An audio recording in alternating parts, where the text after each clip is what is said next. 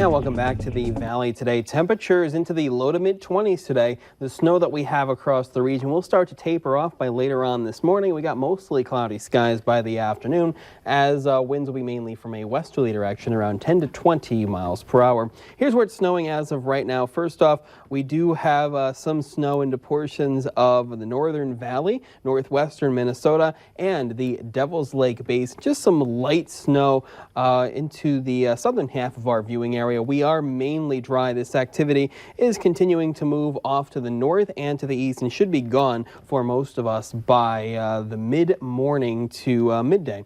Let's see. Here is the winter weather advisory still in effect until noon across northwestern Minnesota and 9 a.m. for the southern half of our viewing area because of the slippery roads.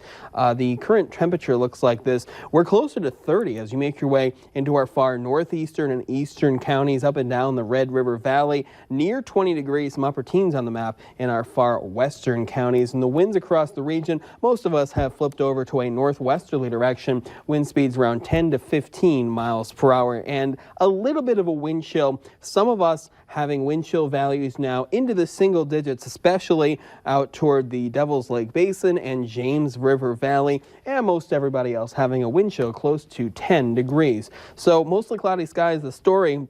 We will have the chance of some snow lasting through the morning, especially in our northern and northeastern counties, and mostly cloudy skies, low to mid 20s for highs today. Clearing skies and a cool start into the upper single digits and lower teens for your Friday, but plenty of sunshine for Friday with highs getting into the lower 20s. We're watching a storm for the weekend that could give moderate to heavy amounts of snow. We'll have more on that in just a little bit. Now let's check in with Devin Fry with your traffic on the move.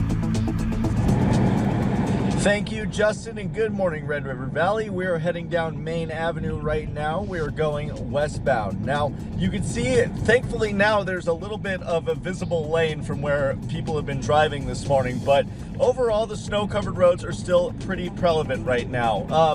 This area is a pretty good example overall of what we're facing, mainly on the side roads. On the interstates, the roadways have become a little bit more wet and sloppy, still a little slick, but overall the main area affected by snow is here on the side roads. Now things are a little bit more slick no matter where you go. It's a little bit harder to turn in some spots, and at those intersections, if you don't give yourself plenty of time to brake, you are going to slide a little bit. So make sure to give yourself a few extra minutes this morning and you should be able to arrive to your destination safely. Now, this isn't the worst snowfall that we've seen. These aren't the worst roadways that we've seen affected by snowfall so far this year. We're going to go ahead and get around the snow removal equipment right now, but it is definitely still a factor in your morning commute today. So as long as you give yourself a couple extra minutes and give yourself plenty of room around the vehicles around you, you should arrive to your destination safely. We're going to keep checking out the roadways, but for right now, for your traffic on the move, I'm Devin Fry.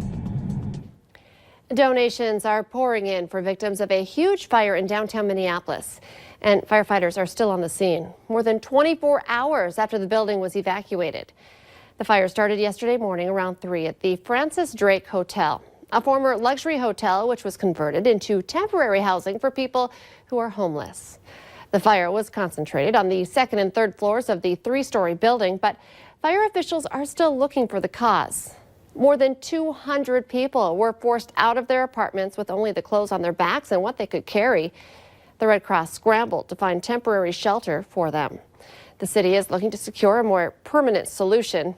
3 people were hurt. There's still no word on their conditions. Police in Boston say a woman and 2 young children are dead after what's being called a tragic situation at a parking garage.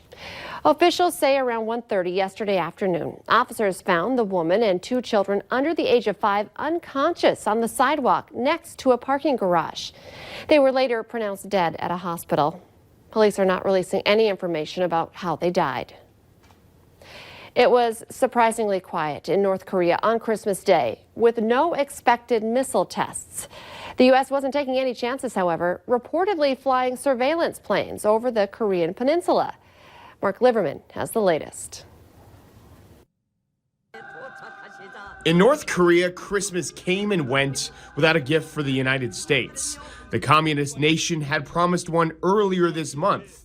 It was widely expected to be a ballistic missile or nuclear weapons test. We'll find out what the surprise is and we'll deal with it very successfully. President Trump had brushed off the threat on Christmas Eve. Maybe it's a present where he sends me a beautiful vase as opposed to a missile test. The U.S. apparently wasn't taking any chances. South Korean media reports 4 American surveillance planes flew over the Korean peninsula. Pyongyang has also threatened to take unspecified action if U.S. sanctions are not eased by the end of the year. Recent satellite images show a new structure believed to be for manufacturing mobile launchers for long-range missiles.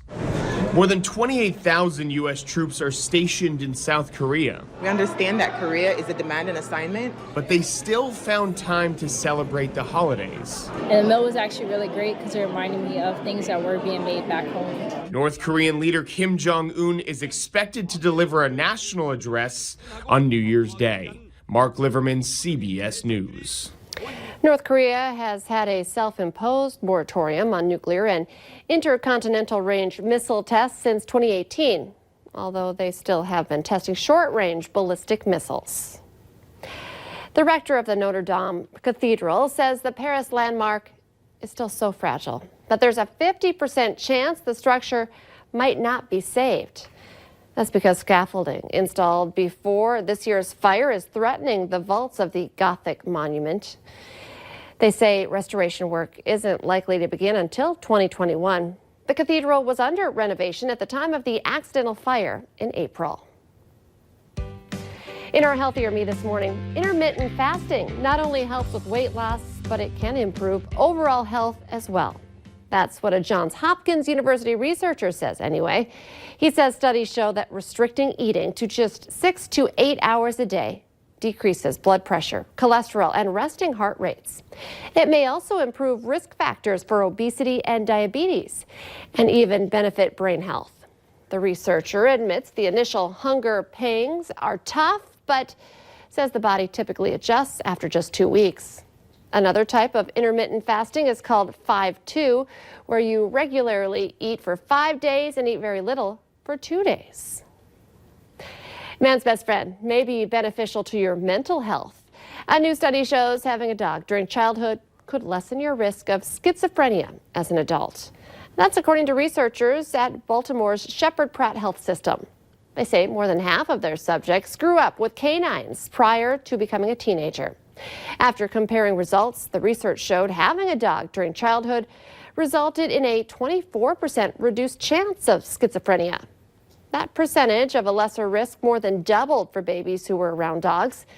Oddly enough, there was no major benefit for kids and cats. Former Olympic skier and Minnesota native Lindsey Vonn took the untraditional route and popped the big question to her fiancé on Christmas Day. She made the announcement on social media, saying in part, "I asked PK to marry me and he said yes."